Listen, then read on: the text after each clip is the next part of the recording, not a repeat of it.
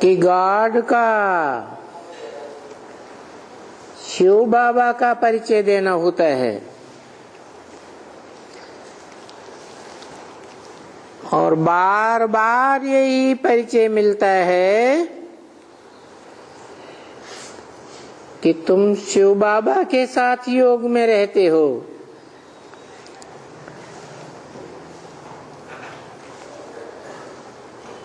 तो माया के तूफान भी बहुत आते हैं।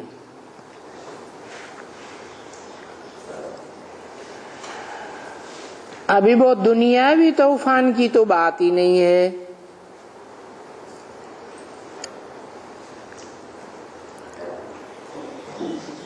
ये तो माया के तूफान हैं।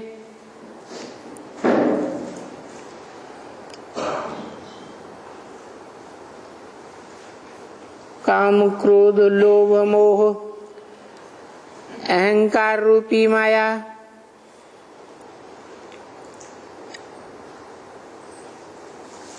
ये बरसात है, तूफान है, अर्थक्वेक है, ये तो कैलेमिटीज हैं।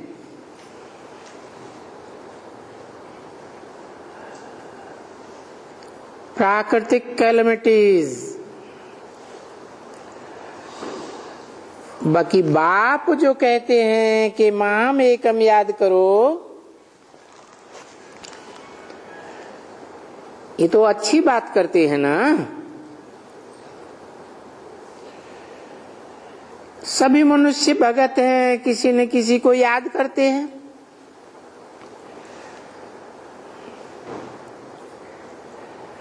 तो उनको बोल देना चाहिए कि देखो, क्राइस्ट का भी तो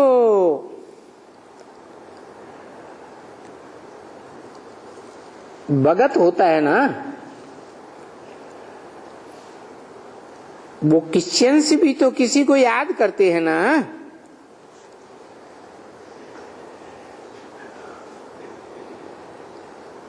क्रिएटर तो सुप्रीम सोल कहा जाता है।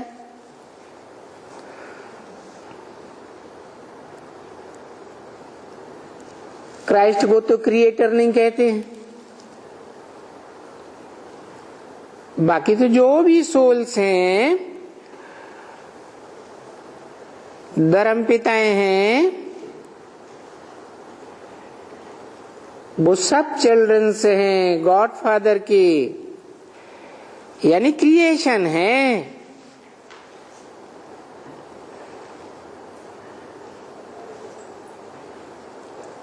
तो धर्म पिताएं हों, उनके फॉलोअर्स हों, इन सब क्रिएशन से इनहेरिटेंस नहीं मिलता है कोई को भी, और कोई प्रकार का इनहेरिटेंस नहीं मिलता है।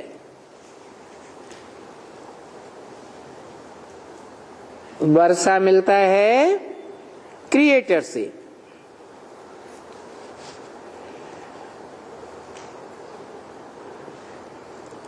तो आत्माएं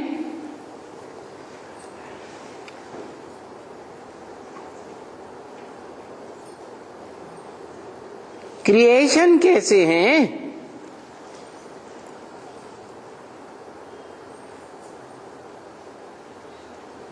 और सुप्रीम गॉड फादर क्रिएटर कैसे है?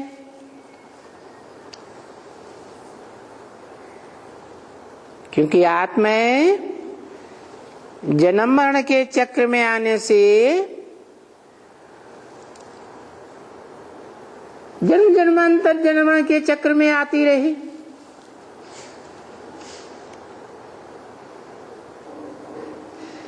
तो पूर्व जन्म की बातों को भूल जाती रही।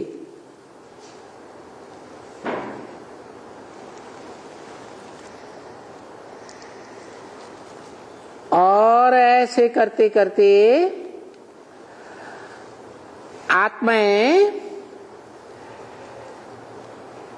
देह के बंधन में आते आते, विकारों के बंधन में आते आते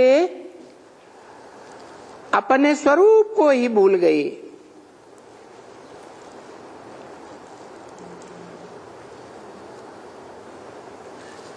देह का संग करते करते, देह की इंद्रियों से सुख लेते लेते आखिरी अपन को देह समझ बैठी।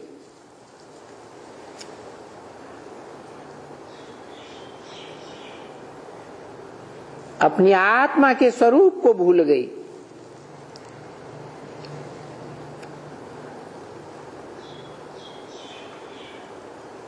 देह तो विनाशी है, आज है कल नहीं।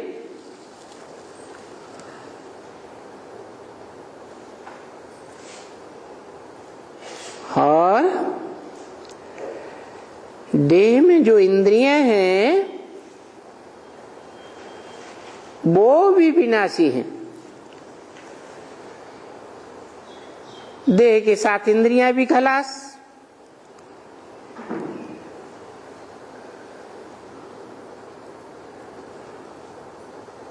आत्मा रह जाती है, लेकिन वो अपने स्वरूप को भूल गई। तो जैसे जड़वत हो गई, जैसे देह है जड़वत,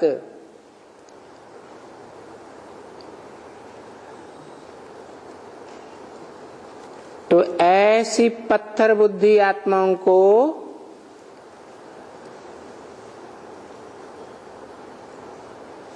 जिन देहधारी धर्म पिताओं को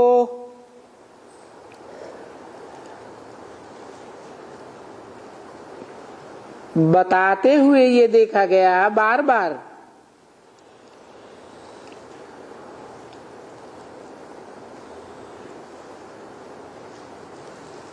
कि रूह कब्र दाखिल हो जाती है।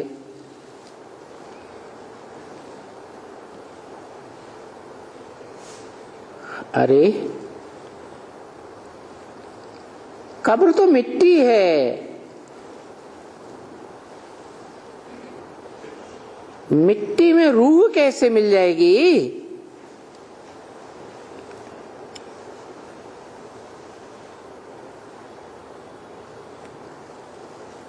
अपन को मिट्टी रूपी देह समझ लेते हैं, तो बाप आकर बताते हैं कि हे आत्माओं, तुम जड़वत मिट्टी नहीं हो, तुम तो चैतन्य आत्मा हो और सदा काल चैतन्य आत्मा हो।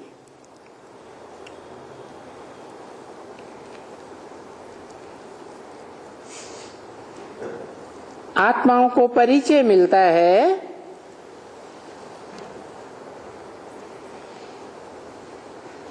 सुप्रीम सोल बाप से,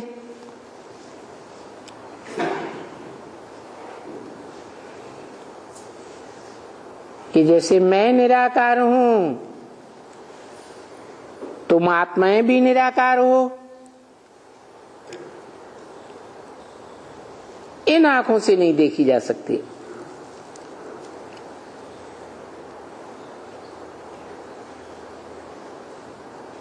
यहां तक कि वैज्ञानिकों के सूक्ष्म यंत्रों से भी नहीं देखी जा सकती।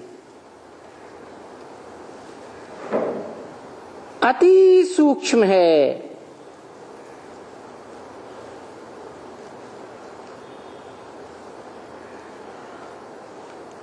इस आत्मा को आत्मा के द्वारा ही जाना जा सकता, कंसंट्रेट करके। परंतु किसके ऊपर कंसंट्रेट करें? तो बाप ही बताते हैं कि तुम आत्माएं ज्योति बिंदु मुआफिक हो।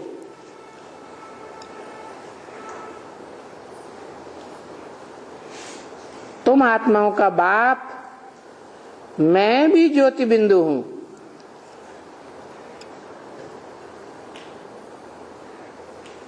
तो अपने असली स्वरूप पर कंसंट्रेट करेंगे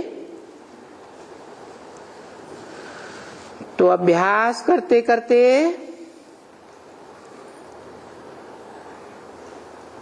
अपने अनेक जन्मों को जान सकेंगे।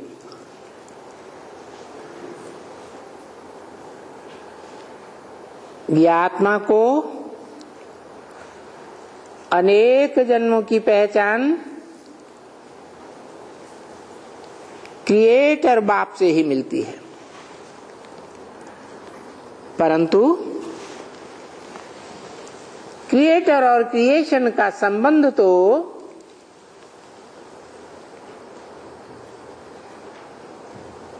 साकार से होता है ना।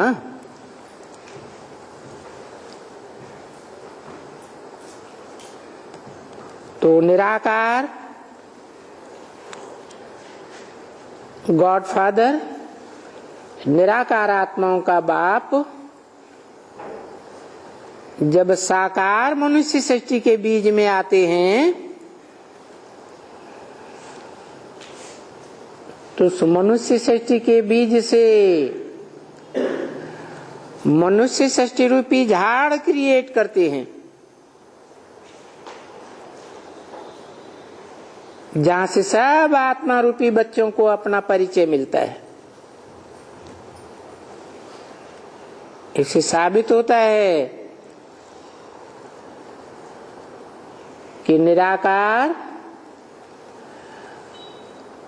आत्माओं का बाप, निराकार जब तक साकार मनुष्य में ना आवे तब तक क्रिएशन नहीं कर सकता,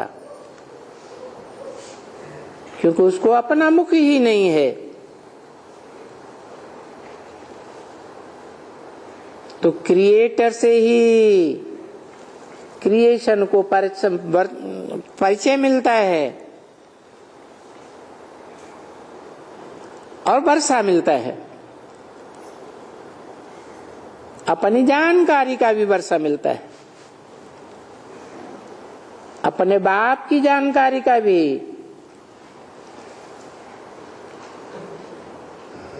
ये पॉइंट को कोई कोई अच्छी तरह से बांध लेना चाहिए। पहले तो वो पॉइंट है कि वो क्रिएटर है, सबका क्रिएटर है, फादर है। फादर है तो जरूर वर्षा देता होगा ना। क्या वर्षा देता है? निराकारी स्टेज में है तो निराकारी ज्ञान का वर्षा देता है, परंतु देता शरीर के द्वारा है। उसे देने वाले को सब बाप ही कहते हैं।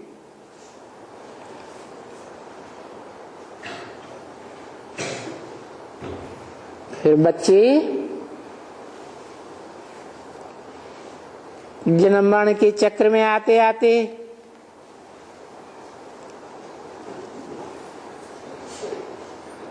उस बाप को, जो निराकार आत्माओं का बाप है,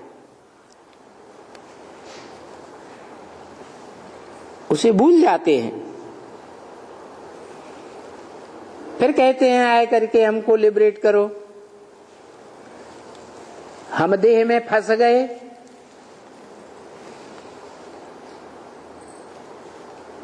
देह की इंद्रियों ने हमें बांध लिया अपने रस में।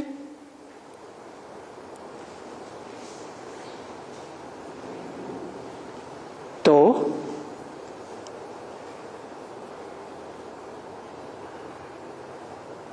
लिबरेट करके कहां ले जावेंगे? निराकार आत्मा को साकार देह से लिबरेट करेंगे तो जरूर निराकारी धाम में ले जाएंगे।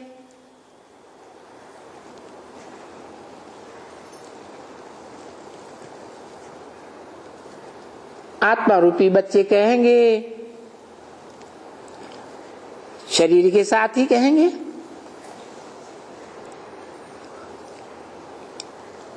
क्योंकि कहना तो मुख से होता है,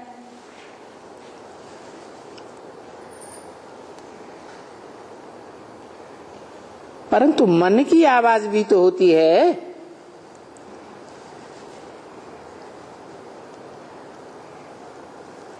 साकार द्वारा जो आवाज निकलती है वो साकारी के पास पहुंचती है, और निराकारी मन बुद्धि की जो आवाज होती है वो मन बुद्धि रूपी आत्मा, जिसे मनुष्य सृष्टि का बाप कहा जाता है, उस मनुष्य सृष्टि के बाप के द्वारा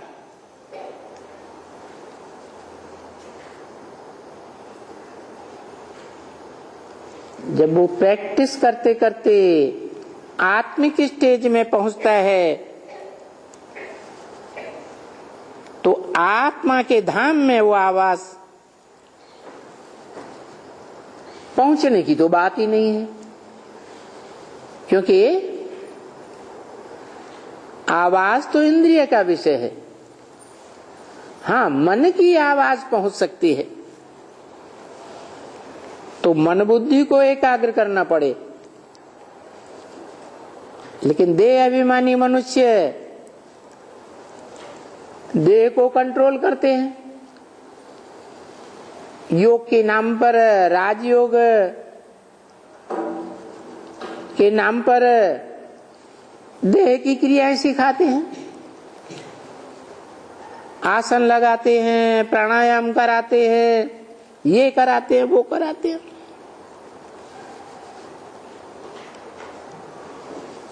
अब देह की क्रियाओं से तो देह कंट्रोल हो सकती है ना,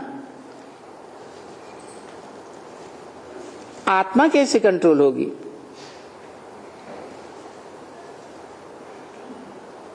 तो पहले पहले डालना चाहिए निराकार आत्मा को, निराकार आत्माओं के घर को जानना चाहिए।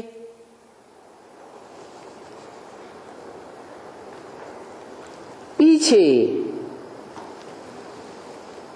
देह को जानना चाहिए, देहधारियों को जानना चाहिए।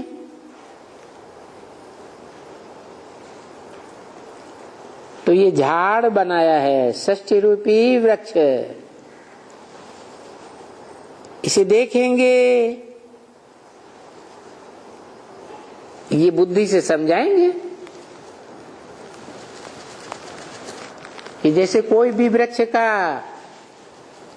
बीज सूक्ष्म होता है, झाड़ बहुत बड़ा होता है।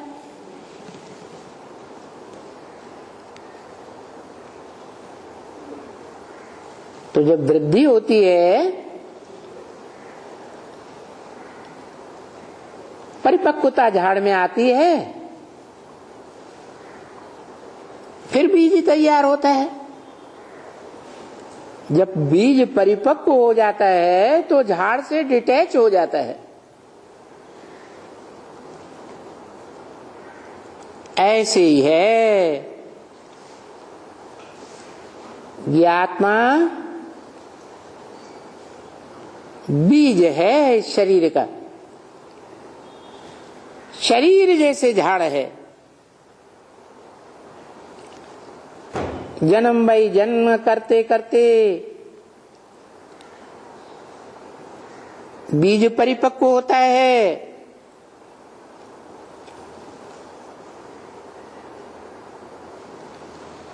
तो बीज तो अविनाशी है,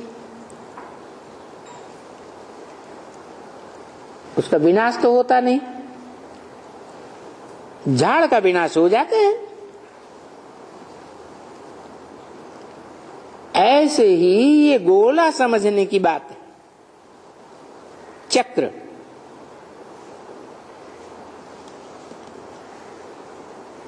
चार युगों का चक्र है। ये दुनिया एक चक्र है। जैसे ड्रामा के 4 सीन होते हैं, तो इसमें भी 4 सीन हैं, 4 अवस्थाएं।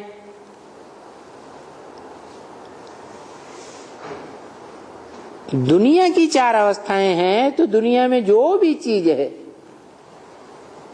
जड़ हो, जंगम हो, हर चीज को 4 अवस्थाओं से गुजरना पड़ता है।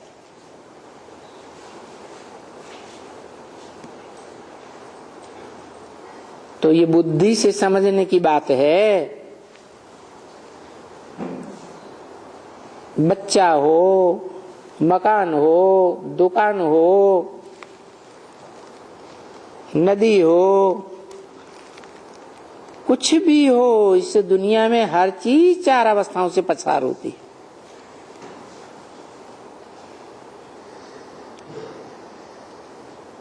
सतो प्रधान, सतो सामान्य, रजो और तमो।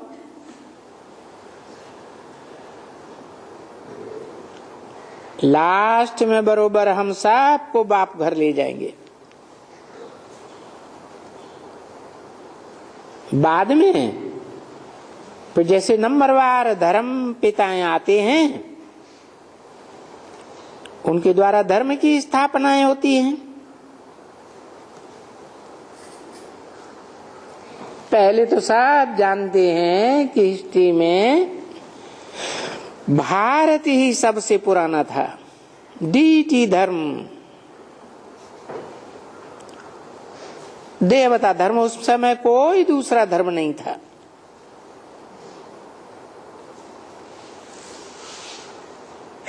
तो बोलना चाहिए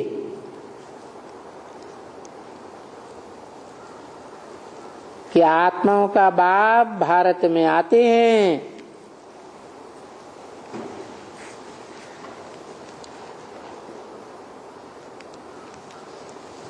देहधारियों के बाप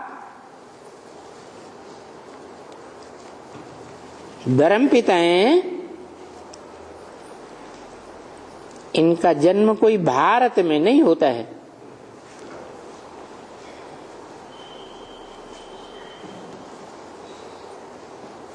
तो वो सबके कोई बाप थोड़े ही हैं।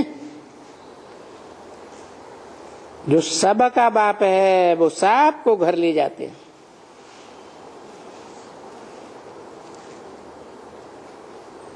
पीछे ये अगर सुखधाम में रहते हैं देवी देवताएं, तो उस समय तुम जो देह अभिमान में रहने वाले हो, धर्म पिताओं को फॉलो करने वाले हो, फॉलोअर्स, तुम सब शांति धाम में रहते हो। तो ऐसे बताने से उनकी समझ में आवेगा, क्योंकि प्लान भी होना चाहिए कुछ न कुछ समझाने का। इन ब्रह्मा के पास तो ये सभी चित्र हैं।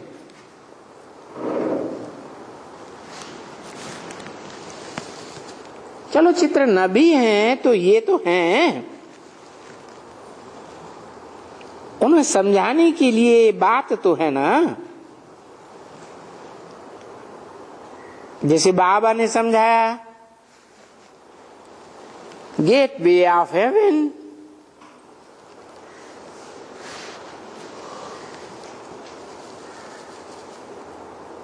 क्या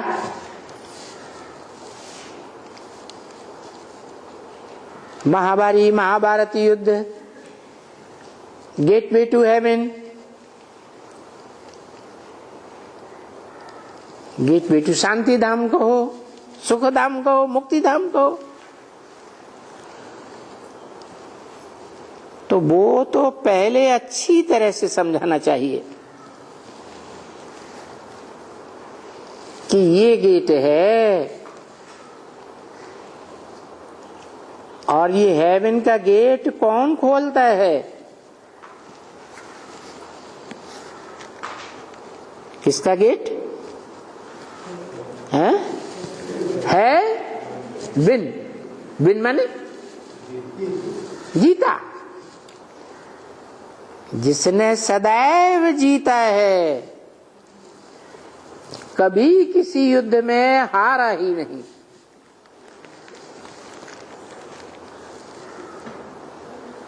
भारतवासी जानते हैं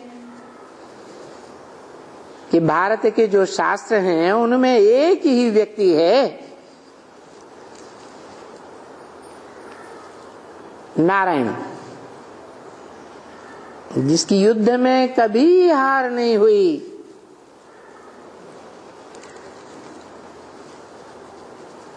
तो सारी दुनिया को जीतने वाला है विश्व का मालिक।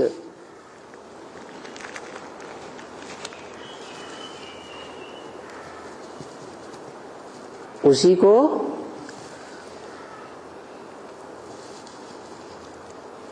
पुरुषार्थी जीवन में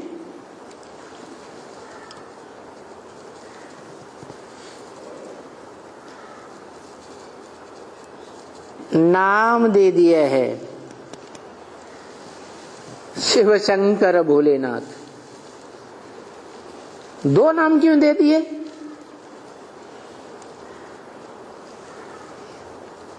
शिव है सदा संपन्न स्टेज वाली आत्मा का नाम,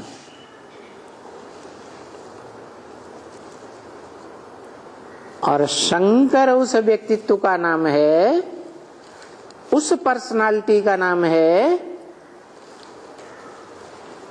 जिसमें तीन आत्माएं एक साथ काम करती हैं।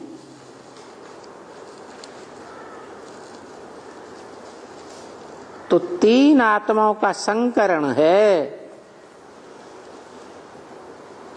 तीन पार्टधारियों का।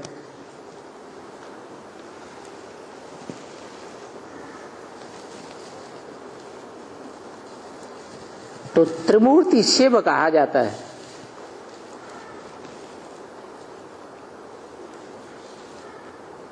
ऐसे तो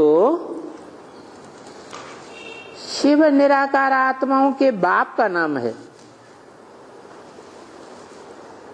जो सदैव बिंदु है, निराकार है, सदा शिव कहा जाता है। उसका नाम कभी बदलता ही नहीं। परंतु मनुष्य सृष्टि के बाप में प्रवेश करते हैं और आत्मिक स्थिति में स्थित होने का पुरुषार्थ कराते हैं ज्ञान के आधार पर, तब नाम पड़ता है शंकर।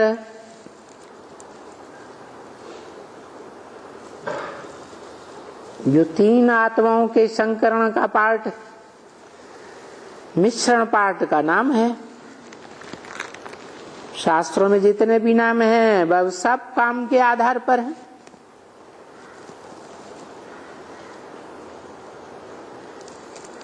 तो वो है मनुष्य सृष्टि का बाप।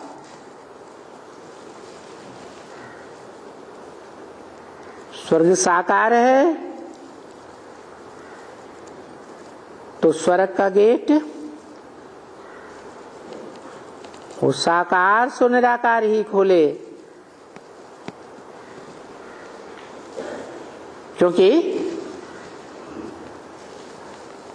सभी मनुष्य आत्माएं तो हेवन में नहीं जाती, सदा जीत नहीं पाती। वो तो एक ही है जो सदैव जीत पाने वाला। तो वो एक ही जाते हैं, गेट खोलते हैं नई दुनिया का।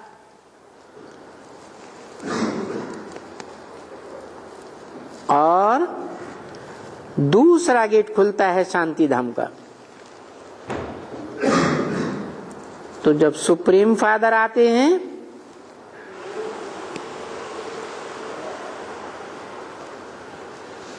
इस बात में सुपरमेसी,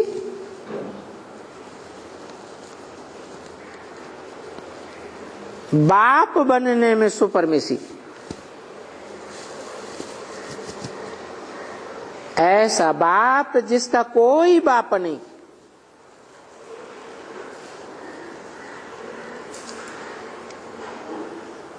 सभी धर्मों के फॉलोअर्स के बाप होते हैं। इब्राहिम, बुद्ध, क्राइस्ट, गुरु नानक वगैरह, वो ग्रेट फादर्स कहे जाते हैं। परंतु उन फादर्स का भी कोई बाप है, जिसके बारे में सब धर्मों ने स्वीकार किया है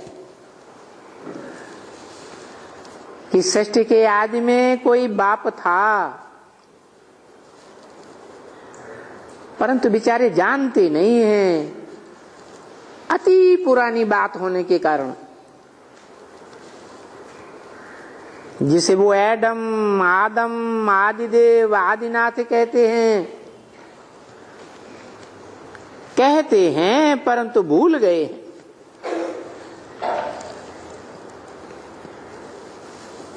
कि वो सारी मनुष्य सृष्टि का बाप है। कोई भी धर्म खंड का हो, कोई भी धर्म का हो, वो सब का बाप है।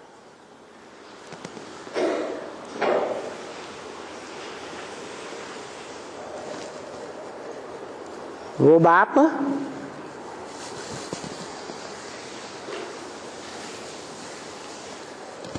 अभी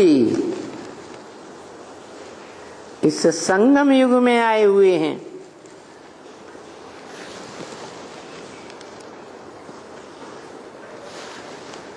जो निराकार और साकार का मेल है, वो ही आकर के गेट खोलते हैं।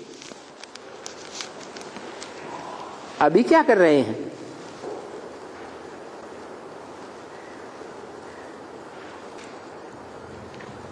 वो अभी जो इम्प्योर हो गए हैं, उनको ये डायरेक्शंस देते हैं।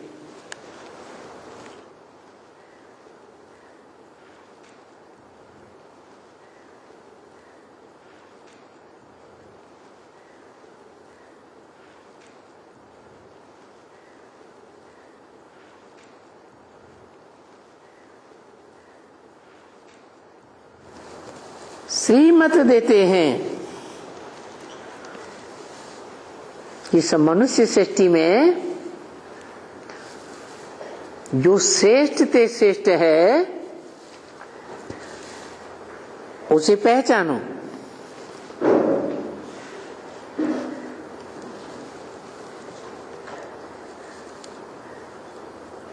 जिसकी पहचान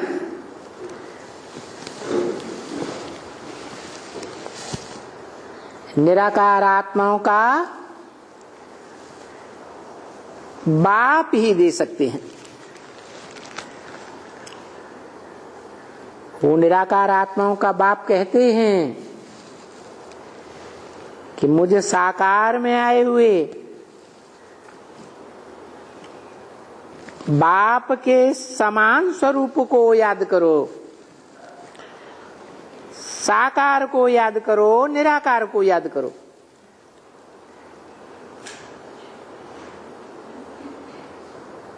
अगर निराकार स्टेज नहीं बनती है, निराकार अच्छे से याद नहीं आता है, तो बड़े रूप साकार को याद करो, परंतु पहचान कर याद करो।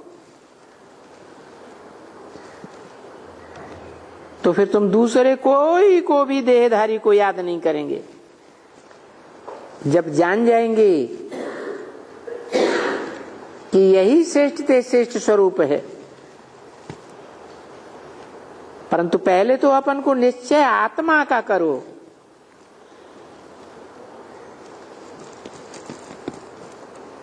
कि मैं आत्मा हूं, निराकार हूं, अविनाशी हूं। कोई भी देहधारी विनाशी को याद न करो। और फिर अपन को आत्मा समझ, बाप को याद करो तो तुम्हारा जो ये जो पाप है वो कट जाएगा। क्योंकि इस सारी मनुष्य सृष्टि में, सारी मनुष्य सृष्टि का एक ही बाप है जिसके सारे पाप कट जाते हैं योग बल से। वो कट करके फिर ये जो डेविल वर्ल्ड है, राक्षसी दुनिया, उससे छुड़ा करके फिर तुमको शांति धाम ले जाते हैं, ले जाएगा। अभी अपन को निराकार ज्योति बिंदु आत्मा समझने का जो पुरुषार्थ करेंगे वो फिर आएंगे नई दुनिया में या शांति धाम में। फिर जो जितना पुरुषार्थ करेंगे नंबरवार, वो अपने अपने धर्म में ऊंच पद पाएंगे। जो पुरुषार्थ नहीं करेंगे, कम करेंगे, तो नीचे पद में आवेंगे।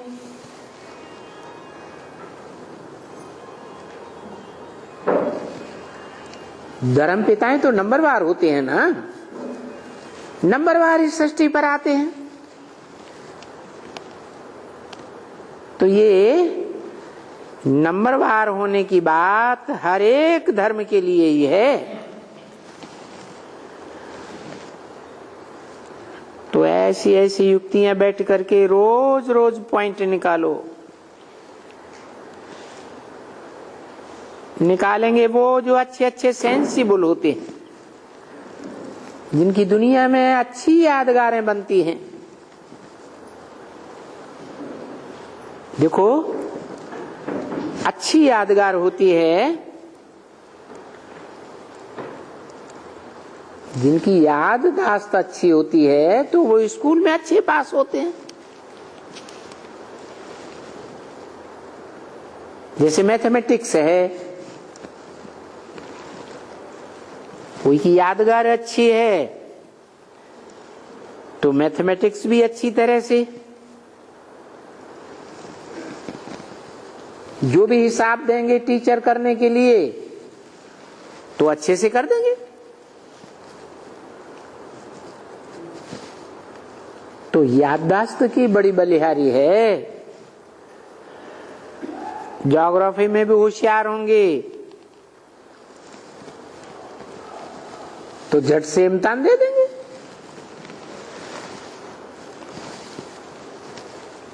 कोई होशियार होते हैं, कोई होशियार नहीं होते हैं। तो इसमें भी अगर पॉइंट्स लिख दिए और होशियार बच्चा है, समझू, सेंसिबल, तो उनको अपने इंग्लिश में कोई में लैंग्वेज में ट्रांसफर कर करके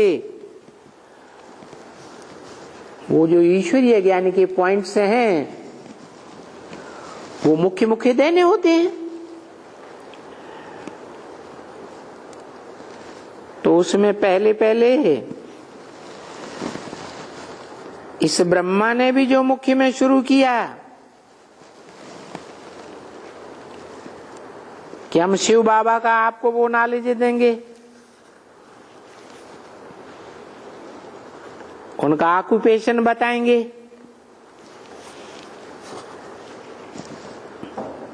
तो पहले तो ये हुआ कि कौन बच्ची है जो गॉड फादर का ऑक्यूपेशन बताती है।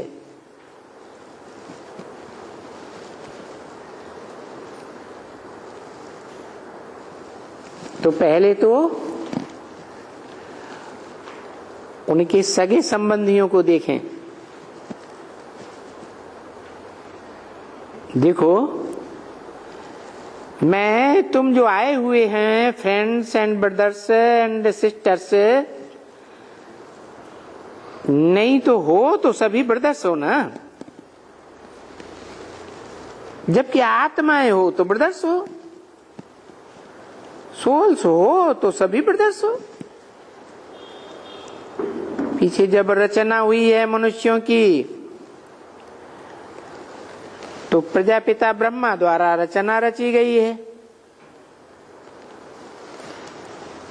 प्रजा कितनी? सारी मनुष्य सृष्टि में जो भी प्रजा है, प्रजा का अर्थ ही है प्रकृष्ट रूपेण जायते,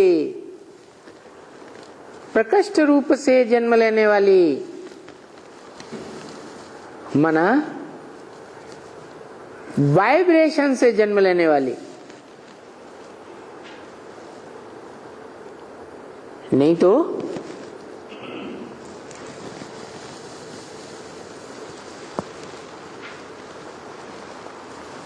देह से जन्म लेने वाली, वाचा से जन्म लेने वाली,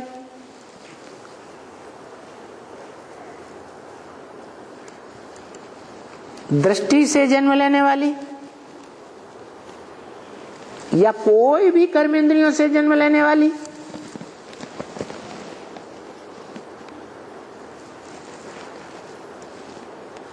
सारी प्रजा तो नहीं होगी ना। क्योंकि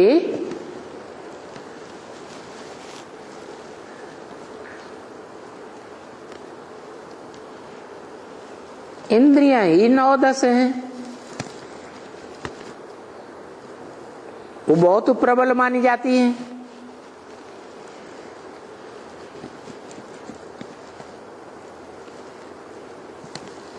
बलात् कहां से कहां ले जाती हैं, परंतु एक 11वीं इंद्रिय और भी है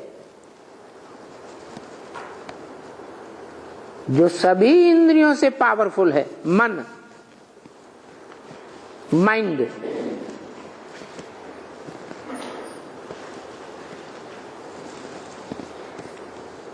और उस मन से संकल्प विकल्प बनते हैं, जो कहा जाता है कि ब्रह्मा के मन की एकाग्रता से मानसी सृष्टि पैदा हुई।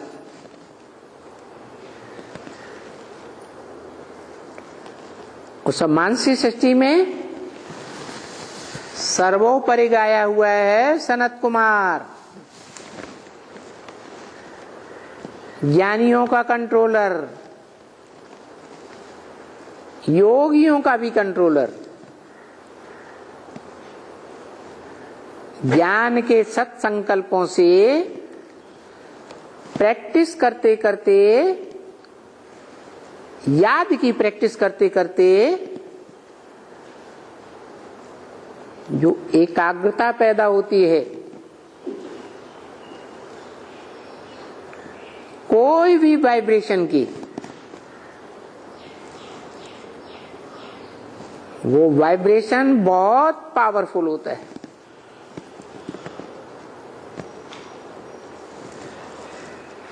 वाइब्रेशन की शक्ति सबसे बड़ी शक्ति है। तो उस वाइब्रेशन से जो संस्कृति पैदा हुई, संसार की रचना रची गई, उस रचने वाले को कहा जाता है प्रजापति। सारी प्रजा का संरक्षक, पति माना ही रक्षक। उस प्रजापति के तुम सभी ब्रदर्स एंड सिस्टर्स हो।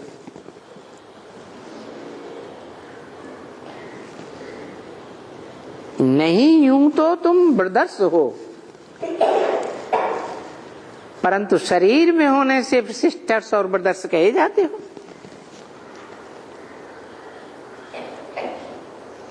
तो आओ ब्रदर्स एंड सिस्टर्स, क्योंकि हैं ही ना ब्रदर्स एंड सिस्टर्स।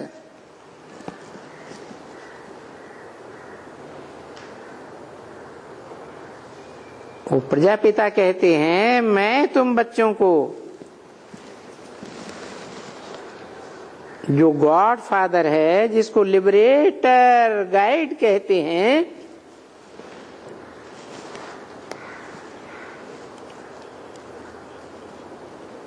तुमको उनका ऑक्यूपेशन बतावें।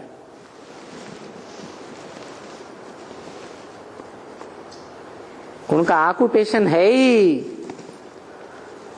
फादर सो सन्स, बाप है ना, तो बच्चों को प्रत्यक्ष करेगा। फिर सन्स सोस फादर, बच्चे बाप को प्रत्यक्ष करते हैं। तो ये दुनिया में एक कायदा बन गया कि बाप है तो बाप बच्चे को संसार में प्रत्यक्ष करे कि ये मेरा बच्चा है। और बच्चे बड़े होते हैं तो बाप का नाम बाला करते हैं।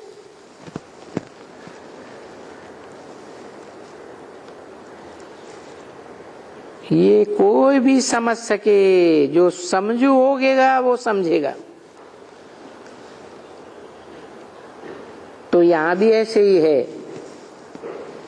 सुप्रीम सोल बाप जब आते हैं साकार में, मनुष्य सृष्टि के बाप प्रजापिता में,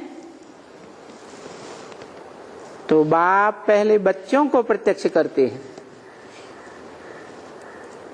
कि कौन है मेरे श्रेष्ठ ते श्रेष्ठ बच्चे और क्या है उनका ऑक्यूपेशन, वो जानते हैं। जो बाप का धंधा सो बच्चों का धंधा।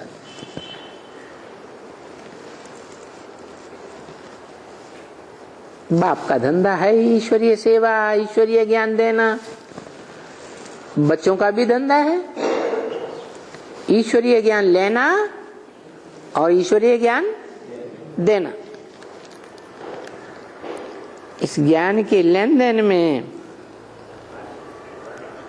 जो अव्वल नंबर द्वयम नंबर पास होते हैं, फुल पास होते हैं, उनकी फिर अव्वल नंबर द्वयम नंबर माला बनती है। अव्वल नंबर माला है 8 की और सेकंड नंबर माला है 108 की।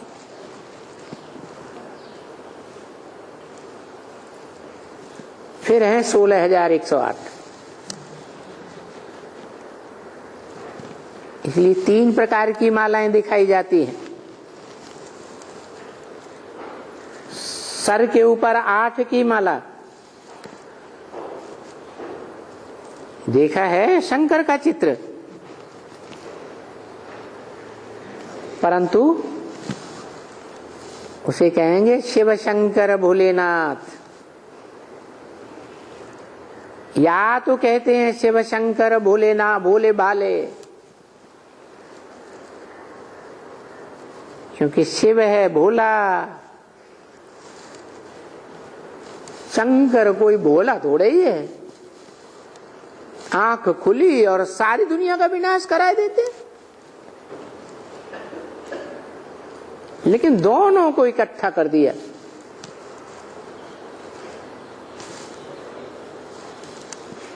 दोनों का कार्य इकट्ठा है। शिव बाप अपने बड़े बच्चे के बगैर संसार में प्रत्यक्ष नहीं हो सकता, और बड़े बच्चे के बगैर सारा संसार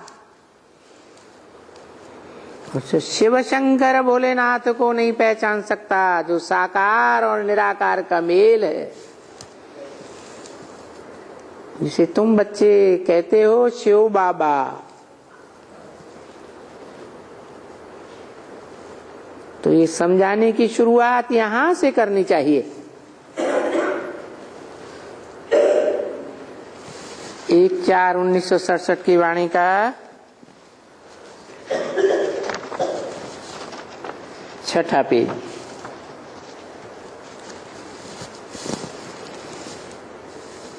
तो अब बताओ बाप की ऑक्यूपेशन कैसे बताएंगे?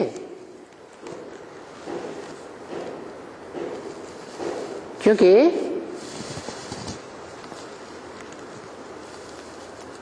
सुप्रीम गॉड फादर का ऑक्यूपेशन बतावे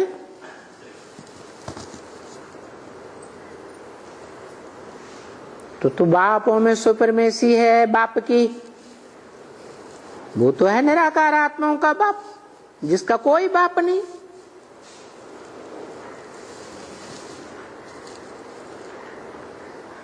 उसके पास क्या है?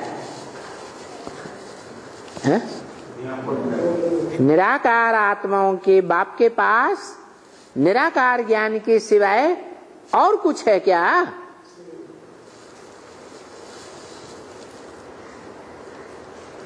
तो वो निराकार बाप इस सृष्टि पर आते हैं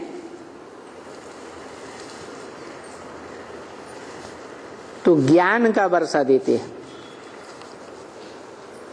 कैसा ज्ञान? अधूरा ज्ञान या संपूर्ण ज्ञान? संपूर्ण ज्ञान कैसे कहें?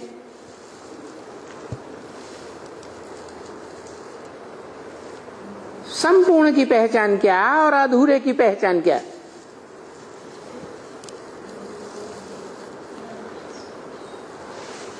संपूर्ण बाप और अधूरा बाप।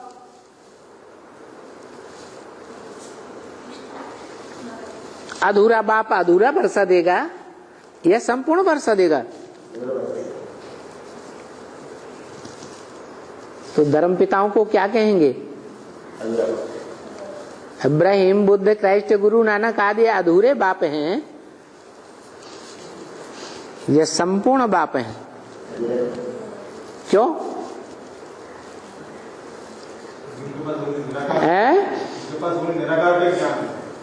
नहीं है तो निराकार का ज्ञान, लेकिन वो इसे विस्तार पूर्वक समझते भी नहीं है और दूसरों को समझाए भी नहीं सकते हैं। कहेंगे अल्लाह मियां ने ये फरमाया, अल्लाह मियां ने वो फरमाया। अरे अल्लाह मियां ने कहां से फरमाया? क्या आकाश से आवाज आती है? आवाज के लिए तो मुख चाहिए ना, तो उनको पता ही नहीं है कि अल्लाह मियां फरमाते कैसे हैं, बोलते कैसे हैं, अल्लाह मियां ने क्या डायरेक्शंस दिए। अरे दुनिया में ड्रामे होते हैं, नाटकबाजी करते हैं, तो ड्रामा को सिखाने वाला डायरेक्टर कहा जाता है ना। डायरेक्टर भी तो पर्दे के पीछे प्रॉम्प्टिंग करता है ना। तो ये भी सुप्रीम गॉड फादर है, ये सदा पर्दे के पीछे रहता है, इसको कोई इन आंखों से नहीं देख सकता। पर्दे के पीछे रह करके प्रॉम्प्टिंग करता है और उसकी प्रॉम्प्टिंग को पूरा पूरा कौन पकड़ेंगे? हैं? सभी एक्टर्स एक जैसे होंगे क्या? पूरा पूरा पकड़ने वाला अव्वल नंबर एक्टर हीरो पार्टधारी कहा जाता है, जो ऑलराउंड पार्ट बजाता है। ड्रामा में आदि से लेकर अंत तक पार्ट बजाता है।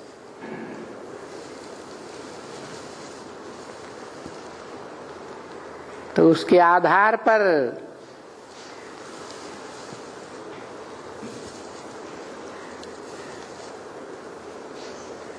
सुप्रीम सोल बाप,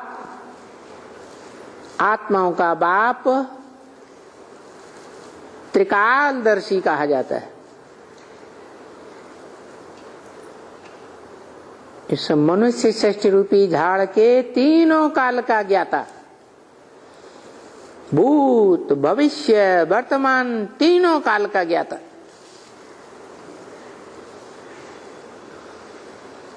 किसके तीनों काल का ज्ञाता? क्या गुरु नानक के तीनों काल का ज्ञाता? अरे इब्राहिम बुद्ध क्राइस्ट के तीनों काल का ज्ञाता। वो तो इस सृष्टि रूपी रंगमंच पर मध्य में आते हैं।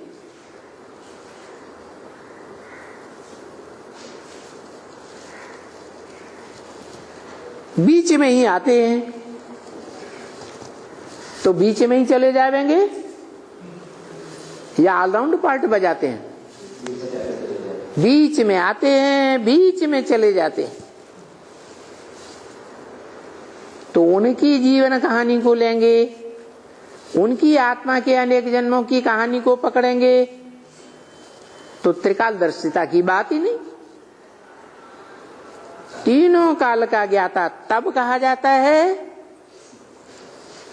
जब कोई ऐसी मनुष्य आत्मा के तीनों काल को जाने जो इस मनुष्य सृष्टि रंगमंच पर सदैव रहता हो।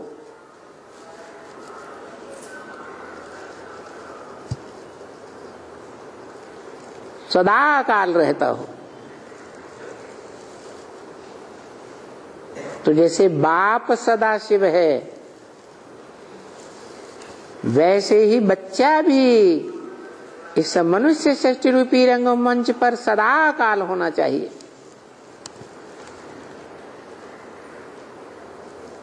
तो ये है बाप का ऑक्यूपेशन, जिस ऑक्यूपेशन के आधार पर बच्चे का भी नाम पड़ता है। बाप सुप्रीम सोल, त्रिकालदर्शी ज्ञानदाता। तो जिस बच्चे में आता है मुकर्रर रूप से, वो बच्चा भी भारत कहा जाता है। भा माने ज्ञान की रोशनी, रत माने लगा रहने वाला, सदैव ज्ञान की रोशनी में ही लगा रहने वाला। सृष्टि के आदि से लेकर के अंत तक कोई भी जीवन का पार्ट, कोई भी जन्म का एक भी पार्ट ऐसा नहीं हो सकता जो अज्ञान युक्त हो, क्योंकि वो एक ही बाप का बच्चा है जो सुप्रीम सोल बाप के त्रिकालदर्शिता के ज्ञान को संपूर्ण हप कर लेता है। तो ऐसे बताएंगे बाप की ऑक्यूपेशन। तो ये जो आत्मा है वो है तो बहुत छोटी, क्या? लेकिन उसका वृक्ष बहुत बड़ा होता है। इसलिए उसकी यादगार बनी हुई है बनियन ट्री,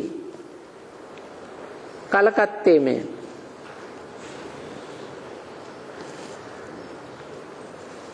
कौन सा वृक्ष है? बड़ा वृक्ष है, बहुत बड़ा।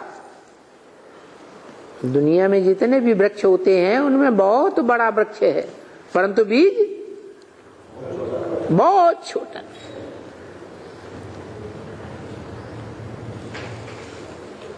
वो आत्मा है, स्टार मिसल है, और वो स्टार इस भ्रकुटी के बीच में रहता है, जिसका नाम ही है भ्रकुटी, बरीपुरी कुटी। कैसी कुटी? बरीपुरी है। जैसे राजा ऊंची गद्दी पे बैठता है या प्रजा के साथ नीचे बैठता है? तो ऐसे ही ये शरीर रूपी राज्य में आत्मा उत्तमांग में बैठती है। उत्तमांग मस्तक को कहा जाता है और उसमें भी भरी पूरी कुटी, दोनों भ्रकुटी के बीच, दोनों आंखों के बीच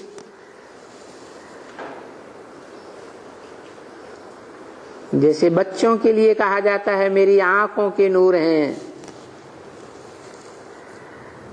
बाप अपने बच्चों के लिए कहते हैं ना मेरी आंखों के नूर।